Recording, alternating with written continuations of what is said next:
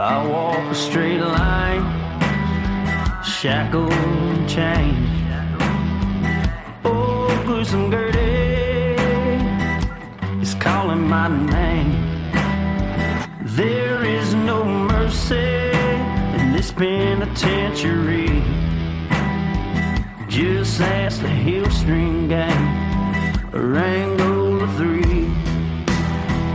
I'm here for life, I'm here to die. Inside these walls, inside the wire. And when the wolf cries, I know it's over.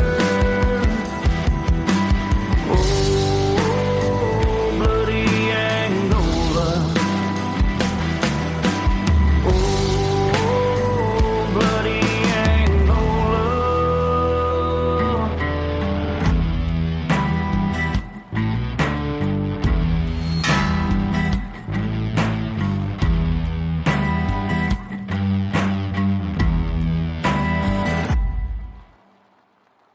Hey, everyone, and welcome back to Bloody Angola, a podcast 142 years in the making. complete story of America's bloodiest prison. And I'm Jim Chapman. And I'm Woody Overton. And we have a special guest. Yes, we do. And we have been covering a series that we are on part 3 of, the Lake House Murder. Fire series. And we promised you the best guest ever. Right. And so, would you introduce yourself? Absolutely. Introduce yourself. Yes. Christine Tillman, an attorney that works for Gaylord Injury Lawyers. Yep. And Shout out to E. shout out, yeah, by the Aaron way. Gaylord, The E Guarantee. That's right. Hey, where'd you go to law school? Southern University. Right. You know, my aunt was tenured there for 30-something years until she died. Really? Cynthia Piku. I've heard of PQ. Yeah. I have a lot of outlines for Everybody. PQ. Everybody heard of her. She was, my dad, who was also a lawyer, and my mom was the first woman inducted to LSU Law School. Everybody in my family was a lawyer except for me, six brothers and sisters. But my dad said Cynthia was the most genius legal mind he had ever seen. She could write backwards with 2 hands on the chalkboard and that kind of, but she was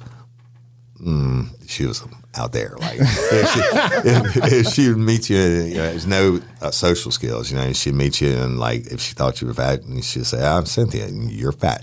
Oh my! But God rest her soul, she's my aunt. So. Yeah. And then my godmother, my mom's other sister, is Sidney Walker, the judge in East West Feliciana now. Yeah. Oh wow! So. You have a lot of full family of attorneys, and that's what I was telling Jim the other day is I'm the only one in my family, but I had 3 brothers total in law enforcement at one time. 2 were currently still in law enforcement. Shout out to them. Yeah, and then my husband at one time was in corrections. Right, his daddy was a retired warden. Right. So a little different on the opposite end. Yeah. So. So mine is exact opposite. 1, 2, 3. All my brothers and sisters and both of my grandfathers, one was a judge until he died, one was the longest running DA in the state, and then one of my grandmothers became a lawyer also, and then my mom and my dad and all my brothers and sisters. Wow. And here I am sitting across the table from you. That's it. That's it. It's funny how life works. So let's tell the reason you're here today is you have a lot of intimate knowledge on basically the series we've been doing and how this came about. So we're going to give the listeners the inside scoop that you're never going to get anywhere else. Absolutely. Deal? That's right. And just to tell them how we came in contact. So it was funny. You reached out to me and you're like, you have a podcast. And this was just recently. Miss Tillman and I knew each other because in my former life I managed a large paint corporation that was family owned. And she's a real estate agent. I think you still have your license and all that sort of thing. Yes, I have a couple listings and I actually work for Mandy Benton Realty down the road. Yeah, there you go. So that's how we met. I remember that. Shout out to them. And was showing us some commercial buildings, and that's kind of how we met. And then many years later, she discovers this podcast, and she's like, she's like, how did I not know? That's right. But glad you're here and you do have some knowledge on this, and maybe kind of start with your particular knowledge with this case and pretty landmark decision that was made. It very, very interesting case. I was actually I was at the First Circuit at the time, working under Judge Terrio. Yep. With the First Circuit Court of Appeal, which is located in Baton Rouge. Right. And I remember, because, when you clerk for a judge and the judge, they get writs all the time. Yeah. Basically requesting, it's not an appeal of right. It's just saying, please take my case. Yeah. And a writ is essentially a letter of sorts from someone appealing a case. Is that exactly typically because what that is? What people often do is when you don't have the right to appeal or your time has lapsed for an appeal, they take on a writ of certiorari. Gotcha. So this was the case here, and it was Attorney General at the time, Landry, or Governor-elect. Yes. That had submitted Shout the out. writ, and. Now, there was a lot of discussion of which I can't disclose exactly, what took place in the background with all the judges and everything, but he had submitted a writ on it's just us talking case. here. Yeah, exactly. Nobody's going to hear this. A few 100,000 listeners. Yeah. But I remembered my first impression was when he originally submitted it was what happened that he wouldn't attach what he had needed to attach to the writ. And I read it and I said, wow. Yeah. This is absolutely something. Yeah. Huge. And while I'd had it, I remember researching and pulling up various decisions and a prior law that was very similar that was also shut down by the Supreme Court. And I remember pulling up a case, I believe it was Reddick case. And not a lot of people pay attention to the footnotes. Yeah. But you do. The Supreme Court is very important. Yeah. Because they issue directives and they'll tell you what they want or what you need to do, so on and so forth. And I remember looking at a footnote in that particular case, and they'd brought up the particular law that, Landry was actually challenging at the time. Mm-hmm. And I said, oh my goodness, if this goes to the Supreme Court, they're going to shut it down. Yeah. Just based on that footnote and the application of the law. And what I thought to myself is it's not necessarily the application that has been so far, like with Montgomery and various people, them using it. I don't necessarily think kind of on the line, but it's how the law is written and how it can be used, not how it has been used. Because it can be abused based on the language and provide more than what has been provided. Yes. People. And you reference Montgomery, and for you listeners out there, and correct me if I'm wrong, but Montgomery is where a minor, someone under the age of 18 was convicted for life in prison with no possibility of parole. And then they changed that decision and said if you were convicted as a minor that you basically you had to have a chance at parole after a certain time period.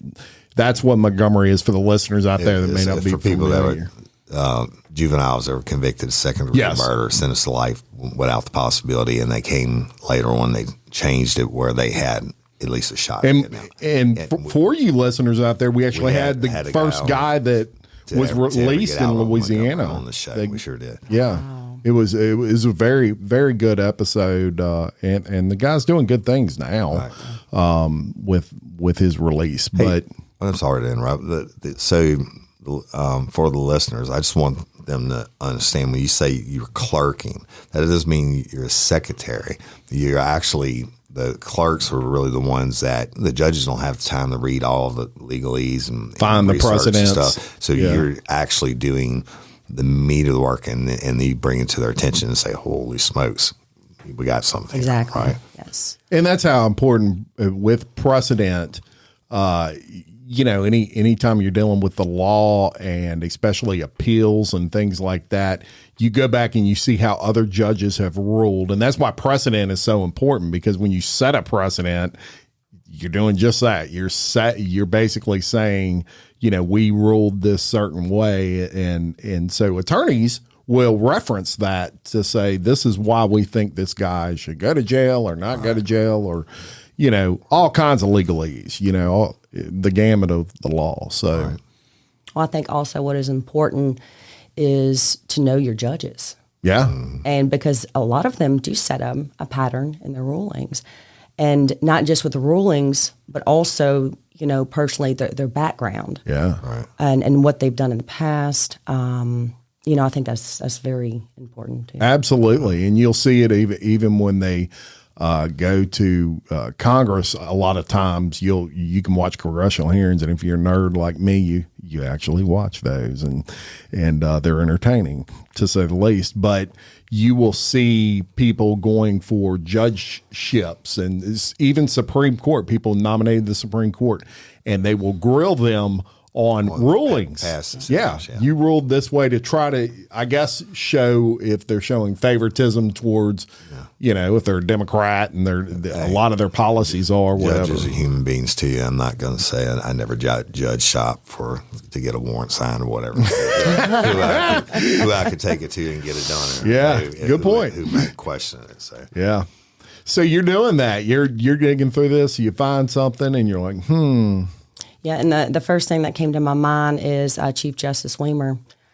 I thought to myself, just knowing his background, I believe he was a professor or instructor, I believe, for about 16 years. Yeah. An independent, seems fair, straight down the line, but he's all about the rules. Right. yeah. He ate them up in his language from this is wrong, and it was wrong here. And he put significant details in there. Yeah. But that was one prediction I thought, when I saw everything, just thinking about the various justices that were there. Now, I wasn't aware that Hughes would have to recuse himself in that instant. I wasn't too familiar with the other judge that went in, but I remember you guys talking about him in part 2. Yeah. That sat in for Hughes after the recusal. So, Right. But And why did Hughes recuse himself? that I do not know why he recused himself, but I'm sure there are various reasons why judges do recuse themselves. So I can only assume there may have been a personal relationship or prior representation, or something along those lines. Maybe he sentenced him could have been a for relative to somebody. Various reasons. Yeah, very good. And so when you recuse yourself, it just takes any look of impropriety out of the equation. At the end of the day, judges don't want their stuff reversed, right? And especially, somebody comes up and says, "Oh, well, you knew such and such, and you got personal bias in this, et cetera," and get it reversed. Yeah. Right. Yeah. So what did you do? So I after researching the case, after he had submitted the first writ for review, missing the documentation, so on and so forth, that the second writ that he, submitted was untimely. But in the interim, any writ that you receive, you want to see both sides. Right. So you're digging through the record, you're doing your research, you're looking at prior decisions, you're trying to find any jurisprudence there, prior laws that were similar. So that's primarily what I did. And I wouldn't necessarily say issue reports, but type up a memorandum. You get with the other clerks, you discuss everything. You get with the judges and you discuss everything. Right. So even whether it's going to be taken up or not, there are still discussions as to the particular case. And that's what, of course, happened in this case. Right. Because although, a judge may not read everything in the record and every single detail, and sometimes they do. I was surprised how much work they did and how much they actually researched and read, especially on a constitutional issue. But I think it was very wise that the less you say, the better. Mm-hmm. So in these circumstances, the circumstances then was, just not any reasons, not any directive, no comment on the constitutionality of the law. Yeah. They just went straight procedure. And I think that was wise for them to do that.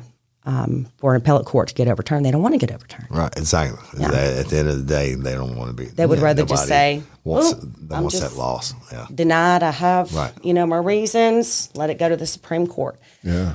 So, like I said, being surprised that all that took place with that, I thought, good Lord, Landry, of all people, what happened here? Mm-hmm. But I'm sure he had assistants working for him, and they just maybe misstep, dropped the ball. Something happened, and it's.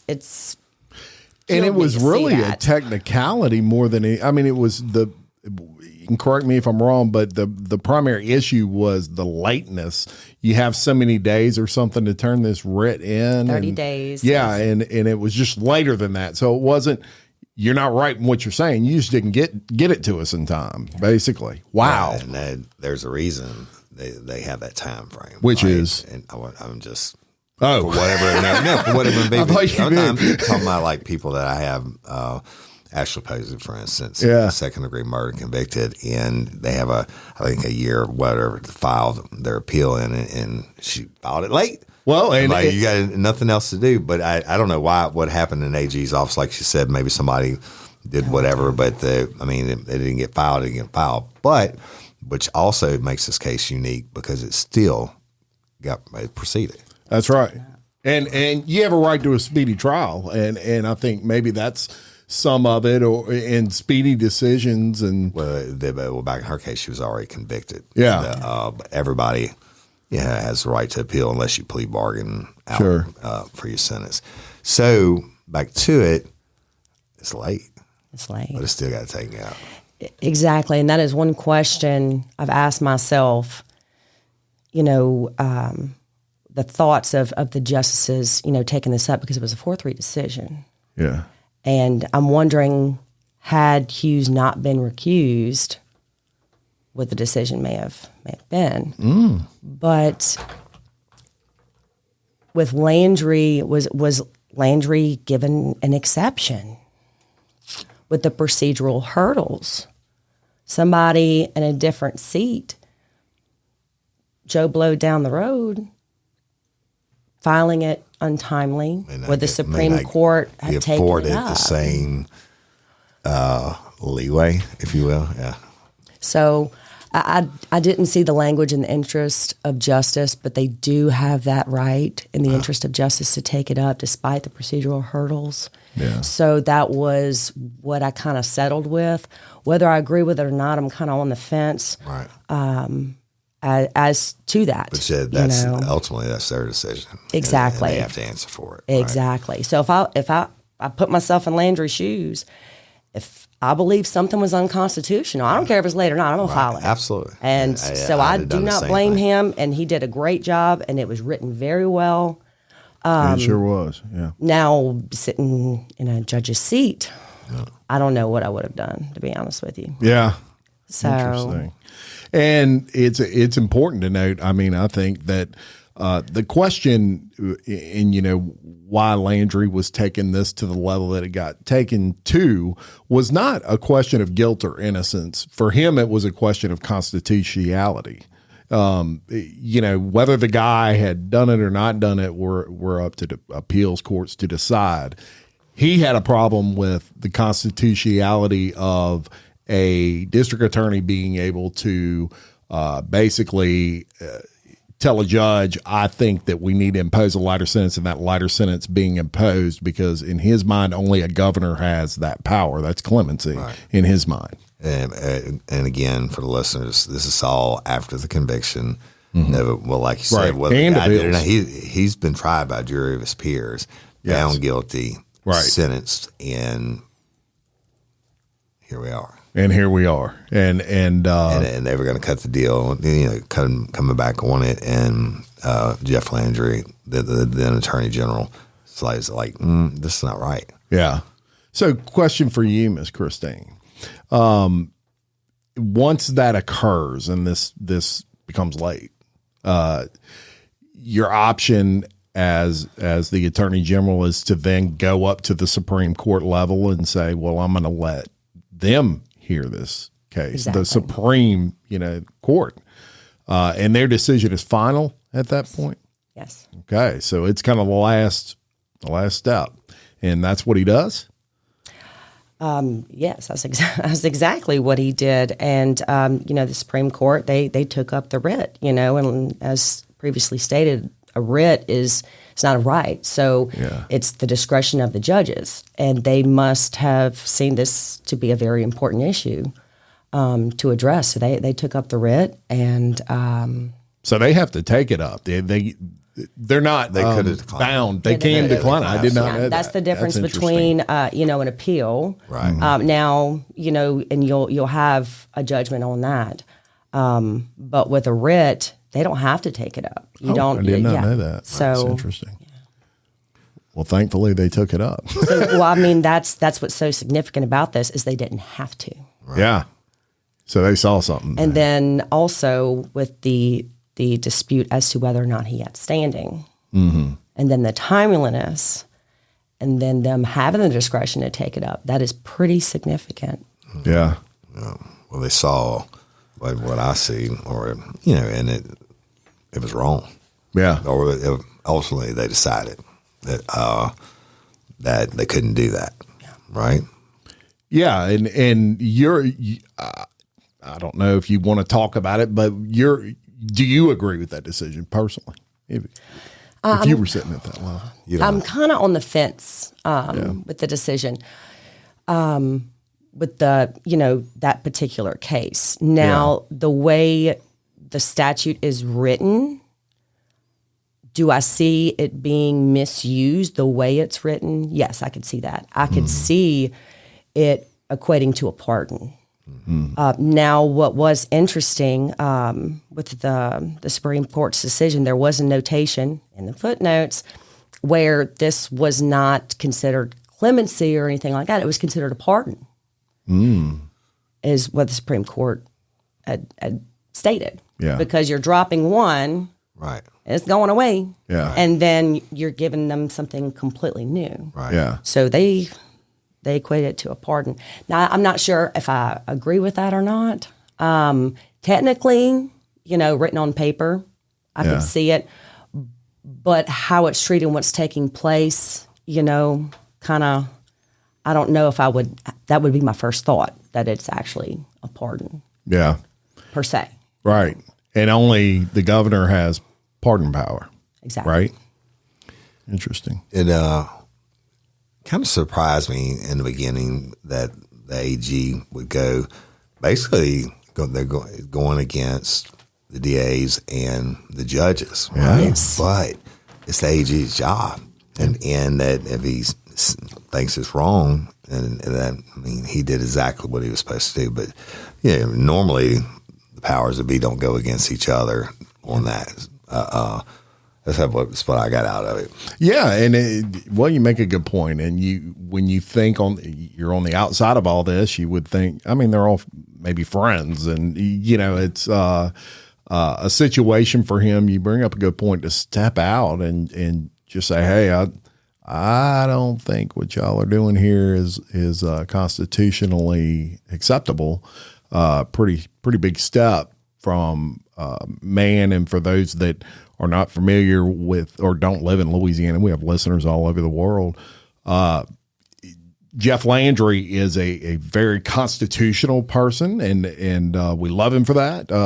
And he is now the governor elect for the state of Louisiana. At this time, he was the attorney general, and he did a lot of fighting, and of what he believed in, and I credit him a lot for that. And this was one thing that he just didn't like the way it looked, the optics of it. And apparently he was right. Exactly. When the Supreme Court made that decision.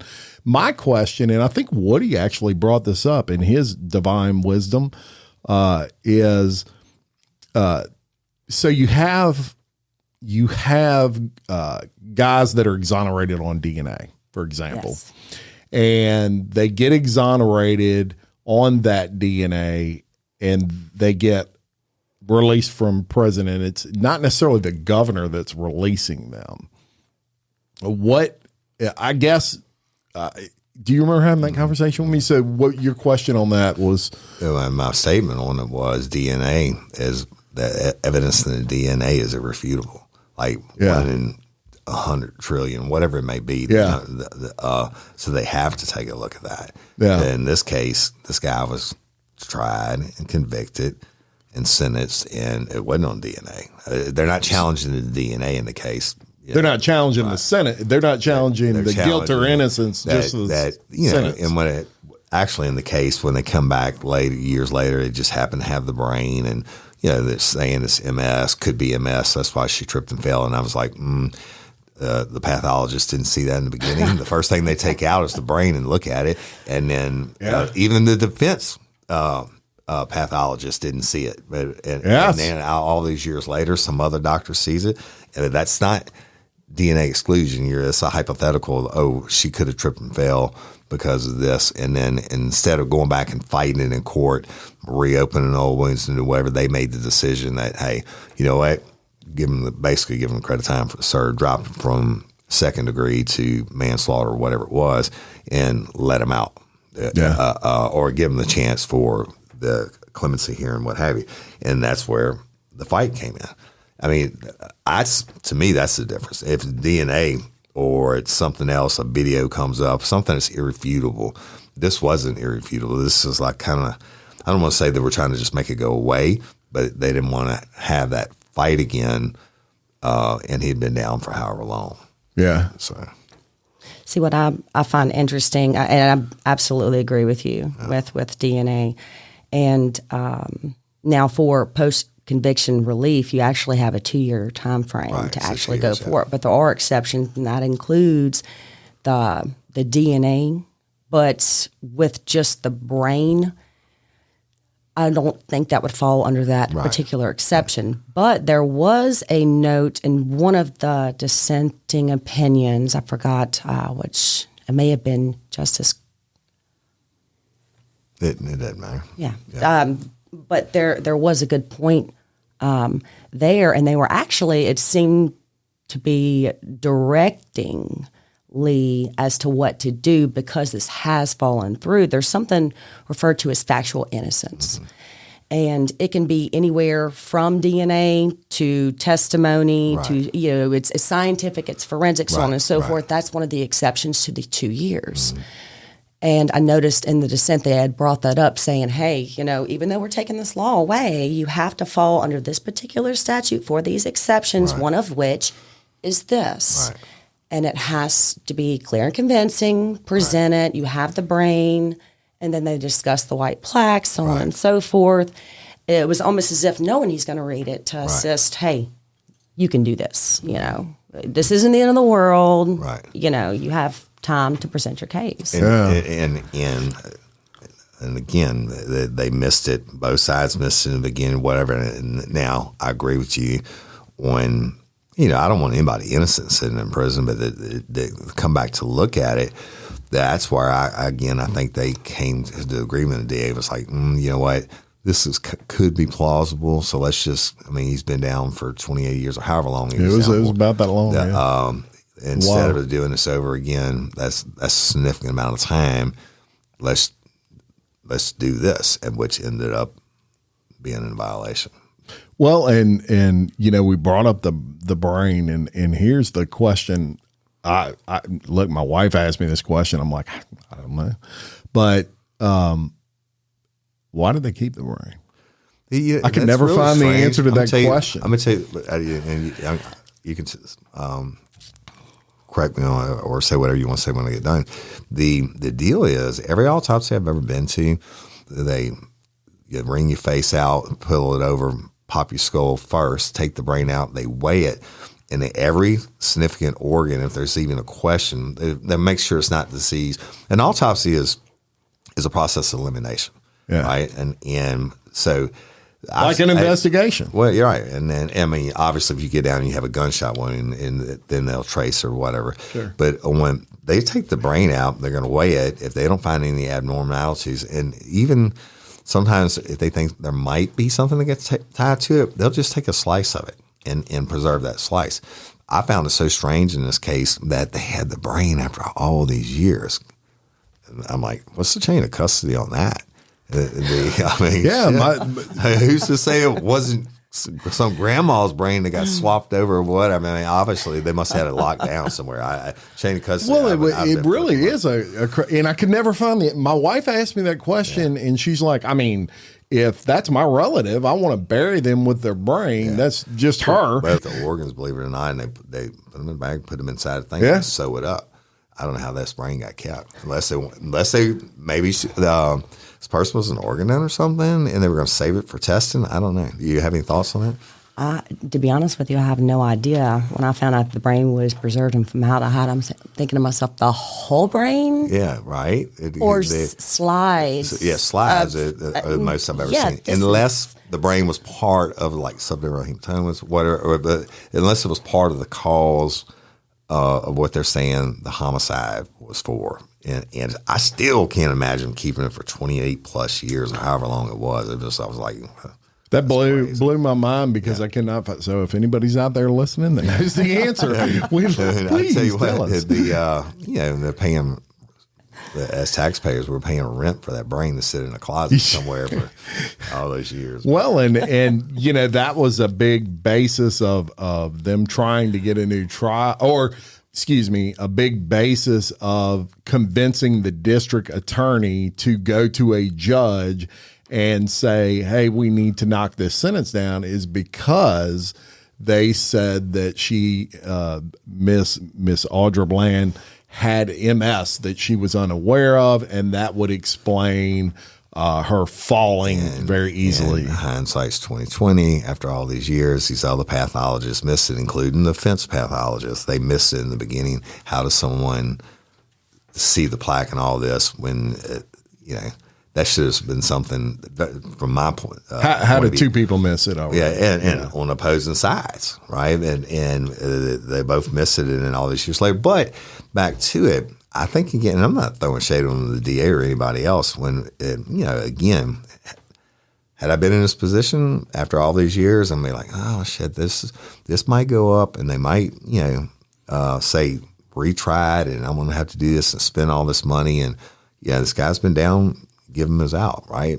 Or knock it down. But where they got screwed is coming back, and the DA's like, I don't want this to go back up, and they have to spend all these resources when this guy's been down for a long time. Now, I don't know about her family or anything else or living victims, but a lot of times what happen in cases, people especially on appeal and stuff like that, or parole hearings and things like that, if the victim's family doesn't show up or stuff, if there's no one to call us an ape, an acute political emergency is what we used to call it, or raise a stink, then they'll just be like, you know what, it's pretty reasonable. He's been down. It's not reasonable to me as an old homicide detective. Sure. I believe you kill somebody and you get sentenced to life, you die in prison. But the DA's like, I don't really want to spend my time and resources. I got other shit to do. Yeah. And pass it on. Yeah. And avoid the possibility of a retry and a loss. Yeah. Let me ask you this. I really think that is a viable option and probably should be. I don't think the DA is, none of the DAs, and I've worked with most of them, that I don't think they would come from a really bad place, but I'm sure there's good and bad in every profession. I think that it should almost be a tool that maybe they should look at changing the rule on, where on something like that, when new evidence comes forward, the DA, this DA didn't live this case, but his office lived the case. They have the case files, and the detectives probably were dead. It might have been a lot of different things. The DA's like, I can't get the witnesses. There's no family left. The detectives are dead. Whatever. I don't want to have to fight this fight. But I could see in other cases, whether it's DNA or whatever, eyewitness testimony, whatever comes back bad, if they have the discretion and go to a judge and the judge agrees with it, I almost think they should be able to do that. Yeah. But I understand the Constitution is what it is. The law is what it is. So I do not disagree with Jeff Landry at all. On now. That's right. But every rule that's been in any policy and procedure manual that's ever been written is because somebody screwed something up. Yeah. To comment on what you just stated, I can see where you're coming from, and I do agree. I think where there may be an issue is this what is individualized as opposed to just a general set rule. Right. So under Article 930.3, there's all of the reasons delineated there as to post-conviction relief and how it can be granted, including the DNA and the factual innocence or what have you. But under the law at issue, it basically says, okay, one person, we all come together, we're going to discuss this, and then we're going to reach an agreement. Right.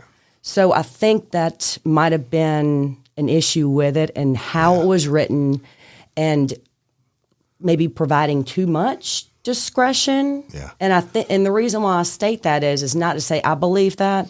That was another comment I'd seen in a different opinion as to it being individualized as opposed to the legislature creating an additional ground that says, if you have no family, if you have this, if you have this, and then it applies to everybody. Right. Yeah. As opposed to this one person. I'm going to go back on that. Good point. Two things on what you said. I agree. If they go back and they change it, it needs to apply to everyone, right? And not just in an individual case. Everyone should have that option. Now, is that going to screw up the legal system more and make things drag out and appeals, whatever it may be? And I'm not saying I love both sides of it kind of, because I don't believe anyone innocent should sit inside. And a lot of times people will have stuff come forward past states, and I don't know the legalese, and they're just screwed. It's outside the time frames and whatever. And like, holy smokes, this. But I don't know. I don't know what the answer is. Yeah, it's. I pray. I stay awake a lot. Not awake, but it bothers me sometimes. And that late at night when I'm thinking about it, and I just pray when I read about some of these cases that I never put anybody in Angola for the rest of their life. And that I got it wrong. Right. Yeah. So, well, your intention was always right. But it doesn't mean that the worst testimony in the world is eyewitness testimony, right? And stuff like that. But I don't know. I don't know what the answer is. Well, and you do personal injury, and in your profession, he just brought up eyewitness testimony, and that's something in a wreck, and you have people see that wreck. It's not very eyewitness testimony is not very reliable because in a lot of different levels, not only from murder and major criminal issues, but even from something as not as simple as a wreck, because some are absolutely horrible, but something like a wreck where you're gathering witnesses and you got two people that were in the same place at the same time and saw two different things, right? Let's touch on it real quick. You could have five people, and generally you ask them, and they might give you a different description of a shirt or height or weight or what they guesstimate the age is, as long as they get the base same thing. Yeah. Now, some eyewitnesses just lie. Yeah, for whatever reason and stuff like that, and that's when that's found out is where the real issue comes in. And you almost never, you could put all of us in a room and a gunman comes in and does whatever and starts capping off rounds and he leaves. We're almost never going to give the same description. Yeah, right. But we could all agree to the base of it. But even on personal injury cases, certainly there's a reason some people are going to lie on both sides, but that's just the nature of the world. Yeah, yeah. But a major decision nonetheless, and historic, and you were the one that she texted me and she says, "I can't believe that y'all haven't covered this yet." No, I was like, "Am I crazy?" And I went back through and I'm looking. I said, "There's no way they missed this in September. There's no way." Well, and the huge value to we love it and encourage all of the listeners to reach out if you have something you'd like us to talk about, because this is one. It became a 3-part series. Had you not reached out, it may have slipped through the cracks for who knows how long before we picked it up and caught it. I'm telling you, we would have never picked it up. Yeah. Yeah. Well, we may have found it at one point. Data don't play. Pretty cool. That's right. Yeah. Data don't play and data doesn't lie, right? That's right. That's right. So, ultimately, this is, I'd say to sum it up, but you brought it to the forefront. And they ran with it, and it was 4-3. decision? 4-3. And see, I really am torn on it, reading through the record, and I'm kind of happy that they preserved the brand because you don't want somebody innocent Right. staying in. No, absolutely. absolutely. Nobody wants that. So I would like to see, something come of this, because after reading through the record, I was dumbfounded that it was at a hearing for a joint motion wherein the husband actually stated that Bland was prone to fall and suffered with dizziness. And I'm like, why didn't the defense, they're trying to get that out in the attribute to the beginning? EMS. Why didn't the defense get that out in the beginning? And why didn't their pathologist look at the brain then? Oh, holy shit, if she's prone to falling, it could be EMS or I'd like whatever. to see it go back to trial. Yeah. Well, again, what I'd but like to see. then back to the DA side on the cases like that, and they're like, you know what? Maybe these witnesses aren't live. Maybe this wasn't preserved. Maybe whatever. And then I got to explain why our pathologist didn't pick this up in the beginning and what have you. Yeah. What was interesting, I forgot what expert it was, but it was the one that actually discovered the white plaque or what have you on the brain, saying it was indicative of the multiple sclerosis. Right. Well, the coroner, as well as another expert, couldn't disagree. Right. But after, Googling, because I'm not a doctor, Googling a little bit, there are other causes for that. So I would actually like to see the brain tested. Right. And to see if that is. Yeah. And see it. Why not go back to trial? Yeah. You think they ought to go back to trial? This I don't know, because what I don't understand is why was there only a visual inspection by that expert and not actual testing of the brain? Maybe they were trying to get a new trial based on some kind of reasonable doubt, reaching for straws. Maybe I don't know. Maybe because you didn't find what Jeff Landry's people sent in the writ. Maybe they were just hoping to get this agreement, right? Well, you know what? Bring enough pressure. They didn't want to go to trial, but we really don't want to go to trial, but we're not telling them that, and maybe we can reach this agreement. And guess what? It backfired. Yeah. Because now they're never getting that agreement. Yeah. Right? Yeah. Wow. I like it. Crazy. Thank you for giving us that case to cover. Look, I could talk about it all day. How many There's so much here, like y'all of said. downloads, Yeah, that whatever we've you gotten say, on you this say it. thing. Yeah. What intrigued you the most about this case? It was the disputes of, because the justices, when you have, the main opinion, then you had the dissenting opinion. Sometimes they write additional when they're concurring or what have you, is to see them kind of go back and forth at each other. Yeah, that is interesting. And I do like that, because I find the Supreme Court is pretty good with that. And I see it with the state appellate courts or what have you, but not to that extent. So I find it pretty interesting, but everybody needs a Ginsburg and Scalia, right? There's always two sides, but you can be best friends and have a dinner. Amen. So that's right. That's what I enjoy, is them being able to come together, but seeing them go back and forth. But having been in the background working with judges, it's like they're so mean on paper, but then you sitting there and they're all laughing, drinking coffee. Right. It's kind of like attorneys going to trial and they're against each other, and they're like, okay, let's go get some coffee now. Right. Isn't that something? Break, Yeah, that's part of it, the practice of law. That's right. And speaking of that, you're a lawyer now, and how much do you love law? Hey, what made you want to become a lawyer? Yeah. If it's too personal, you don't have to answer. Oh, no, not too personal.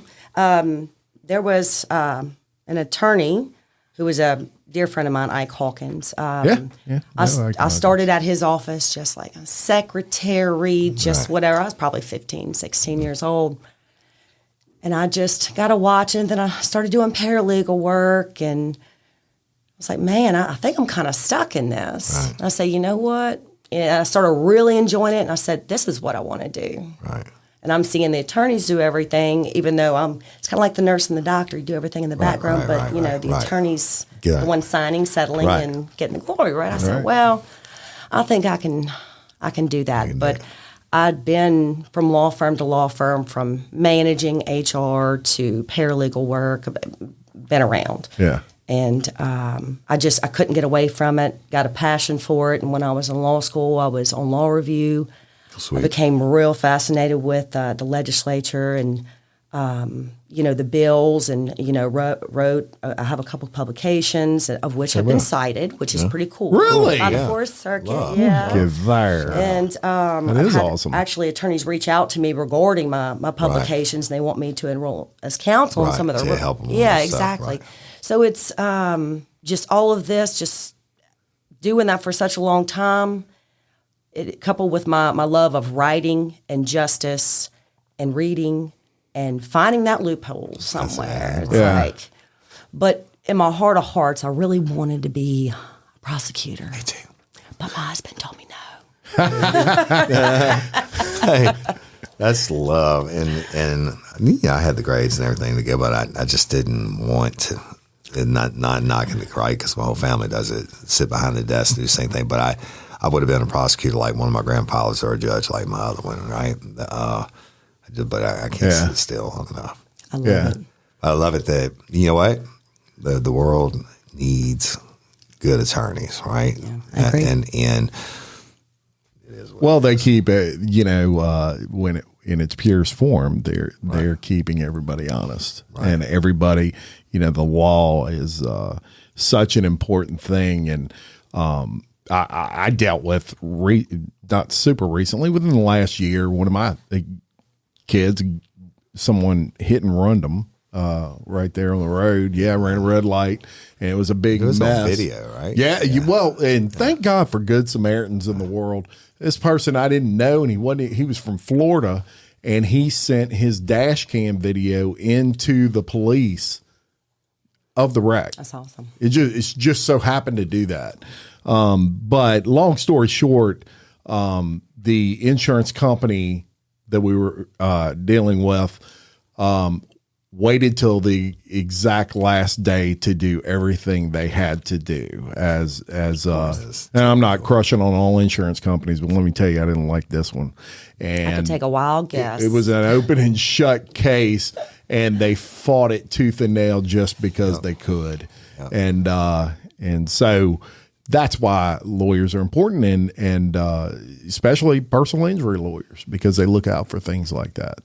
So shout out to you for following your dreams and Absolutely. becoming and owning it.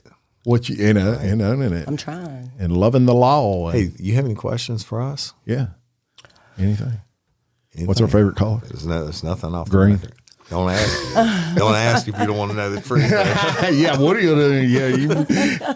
Yeah, don't ask him something too crazy. He'll answer it. I'm just curious how you guys got together. Oh, that's a great story. And then how you came to be, I guess director doing podcasts. Yeah. And I kind of heard a little bit of your story when you said, "What is a podcast?" I was the same way. Right. Because I actually had a friend of mine, Meredith Thigpen, tell me about one of your podcasts, and I was like, "How do I do Shout that?" out to her. My husband listens to podcasts. Well, how do I do that? I didn't even know. You know, I'm like- I'd never heard the word. Yeah, I'm a dinosaur. I'm like, hey, asking my girls, hey, can y'all turn my phone on and get me a podcast that's called this, Yeah. So I heard a little bit of the backgrounds, Right. but how you guys came to be, and how you got into it, and So this is a great story. Let me. You tell. I gotta tell this one. So, I was in a whole different world. I was a sales manager for a family-owned paint company, but very successful,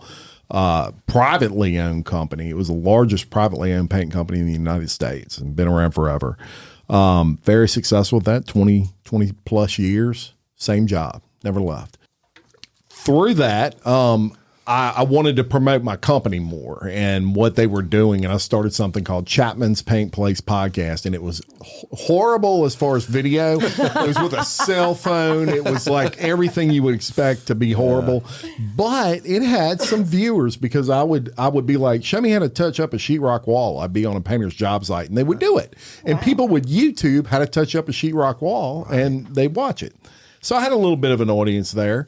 And I always had a passion for private businesses. Why I worked for a small family-owned paint company relative to like the large Sherwin-Williams of the world for so many years. And I wanted to to promote small business and mom and pops and people that were just busting their tails. And so I got in touch with McHugh David of the Livingston Parish News, and he was doing a podcast of his own. And I said, man, I want to rent your studio and do my stuff out of there. I don't know how to edit. I don't know how to do any of that. How much will you charge me? Came up with a price, and I started that. Through that, the guy sitting to my left was the world's greatest podcaster, and he was bigger than life. By accident, total accident. But he's, Woody Overton, and this is 2019, and he is on absolute fire. He's everywhere, number one podcast in the world. And I was a fan, right? So I loved his shit, and I would listen to it all the time. And I said, I wonder if I texted him on Facebook and told him to come on Local Leaders if he would do it. Now, I'm totally thinking, there's no way this guy's going to do this. But I sent a text, and I still have it. It was like War and Peace, girl. This thing was 9 pages long. Impressive, yeah. Please, I'm like embellishing how successful I am at the podcast. I'm like, yeah, we record at the Livingston Parish News. We need to print that up one day and put it hanging on the wall in the studio. Definitely. I'm going to do that. For sure. So I go through this whole begging thing, and I swear the next text I get back is about 5 minutes later. It took him that long to read it. Yeah. So basically said, Jim, you had me at hello. And he came in and he did Local Leaders. And this was before Envision was here. Way before. We were filming it. The Livingston Parish News. Yes. And it caught fire because of absolutely of him. I used him for that. And through that process, it was, it's hard to explain. You come across people in your life that you just feel like we're meant to be there. That was kind of like a me and Woody thing. Since that meeting and that podcast, we've never kind of deviated from each other. It's very strange. So through that, God blesses you. We believe this, and things would come up, and we would always kind of collaborate. And at one point, I made the crazy decision to leave my job that I was totally secure with and go way out on a limb. Right. And it has been probably the best gift other than my children that God has ever given me. And your wife. And my wife, of course. Oh. Yeah. Oh, yeah. Her. That's right. That too. She goes without saying, hey, I like that. Recovery. Yeah, it was just a stupid blessing. Yeah. And then, within 5 months, I started my podcast totally by accident. I used to travel the country, and I'm certified in all federal courts as a expert witness in law enforcement matters. And nice. So that's what I was doing. That's that and polygraphs at the time. And then, but I started the podcast within 5 months. I won People's Choice Podcast of the Year Award for drama and storytelling, and rolled on. Started doing live shows and all this stuff. And then, we hooked up, and I told him, I said, hey, you gotta grab them things if you and step out there on faith, because I did it. And like when I started cutting back on my other stuff because this stuff's taken on, and I didn't know anything, right? Yeah. And had to go through different producers and different things and take learning licks and improvise, adapt, and overcome. And we put it together as kind of like the 1 in 20 powers activated, right? Amen. And then he stepped out, started Envision Podcast Studios, brought everything over to him, and then we did, obviously, we wanted to do something together. And we both love the history, and we both love Mafia too. Oh yeah. And so we were going to start Mafia, but I have a mad love for Angola, and the history, and just put together, and everything else is rolling. Yeah. One day we sat down, we just said we're gonna do a podcast on Angola, and fire. And meanwhile, he's producing, my other stuff, and people were basically lining up the door. He opened Envision on faith, and, people are like showing up, hey, I want to start a podcast. So, he provides everything, the editing. He's like, me always trying to get better at what he does, and he's the best I've ever had as far as producer and everything else. And that's not ass kissing, it's true. But the we put it together. And Vision now is has more successful shows than anybody else that I know. Yeah, it's certainly in Louisiana, and 100%. We keep rolling with it, and we have more stuff lined up. Yeah, that's coming. And look for Law with Christine Tillman coming soon. Yes, Swim is definitely going to not be for the faint hearts. Yeah, you ain't want to listen to that one. But you are going to want to listen to it. You ain't going to believe it when you listen to it. Listen after you have a couple of drinks. Yeah. We thank you so much for coming on. Hey, you know what? You so much You're for having awesome. me. But I got to give a shout out to the man in the room, not Jim Chapman. What's your husband's name? Yes. Andrew Tillman. Andrew, shout out, Tillman. bro, for bringing her in this morning. I call him Popeye because he's got the biggest forearms. Oh, he's a big dude. Yeah. I ain't arm wrestling him anytime soon. I'm not trying to fight him and get my technique right hey, first. And by the way, shout out to LP because they actually live here in LP. That's right, not far from me, and actually on the same street that I used to live on. So we love LP around here. You are a sweetheart, and we give a shout out to Eric. That's right. Right, tell him. Woody Overton said hello, and we'd love to talk to him sometime. Yeah, soon, right? we'd love to. And, that's right. But you've been amazing. Thank you so much. Well, thank you, and thank you for bringing attention on the case. You have anything you want to add or take away? Gator don't play. Gator don't play. I like it. Love it.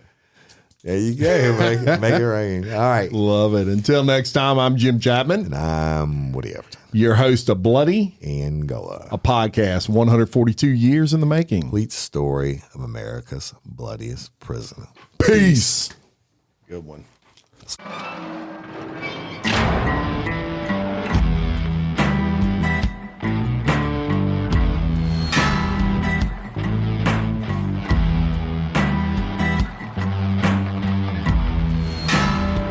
I walk a straight line, shackled and chained. Oh, gruesome Gertie is calling my name. There is no mercy in this penitentiary.